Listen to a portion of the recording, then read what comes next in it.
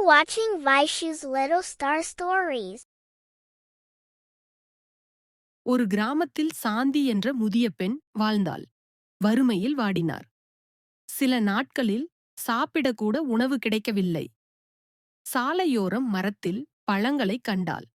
ஒரு பழத்தை சாப்பிட்டு பார்த்தாள். ஆனால் அந்த பழம் மிகவும் கசப்பாக இருந்தது. வேறு வழியில்லாமல் சாந்தி கசப்பான பழங்களை எடுத்துக்கொண்டு கடைக்குச் சென்றாள்.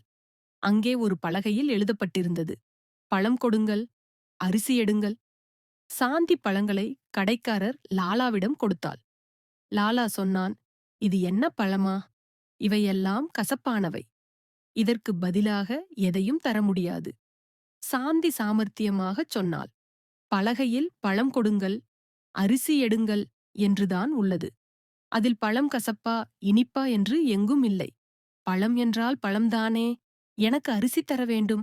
லாலா குழம்பி விருப்பமின்றி அரிசி கொடுத்தான். சாந்தி மகிழ்ச்சியுடன் புன்னகைத்தாள். வர வழியில் அரண்மனை வீரர் ராஜா ஒரு போட்டி வைத்துள்ளார் என்று மக்களிடம் அறிவித்தார். சாந்தி மகிழ்ச்சியடைந்து உற்சாகமாக அரண்மனைக்குச் சென்றாள். போட்டியில் கலந்து கொள்ள மன்னர் பழைய ஓவியத்தை காட்டிக் கேட்டார், இதில் என்ன படம் வரையப்பட்டுள்ளது? அனைவரும் பல பதில்கள் சொன்னார்கள். ஆனால் சாந்தி மட்டும் அமைதியாக இருந்தாள். பின்னர் அவள் சொன்னாள், இதில் புல் நிறைந்த புல்வெளி இருந்தது. ஒரு குதிரை புல் மேய்ந்தது. இப்போது புல்லை சாப்பிட்டுவிட்டு குதிரை வேறு இடத்திற்கு சென்றுவிட்டது. சாந்தியின் புத்திசாலித்தனத்தைக் கண்டு மன்னர் மகிழ்ந்தார். அவளை போட்டியின் வெற்றியாளராக அறிவித்தார். பரிசாக நிறைய நாணயங்களை அளித்தார். இனிமேல் சாந்திக்கு பசியில்லை. புத்திசாலித்தனமும் துணிவும் இருந்தால் எதையும் வெல்லலாம் என்பதற்கு சாந்தி ஒரு நல்ல எடுத்துக்காட்டு ஆனாள்.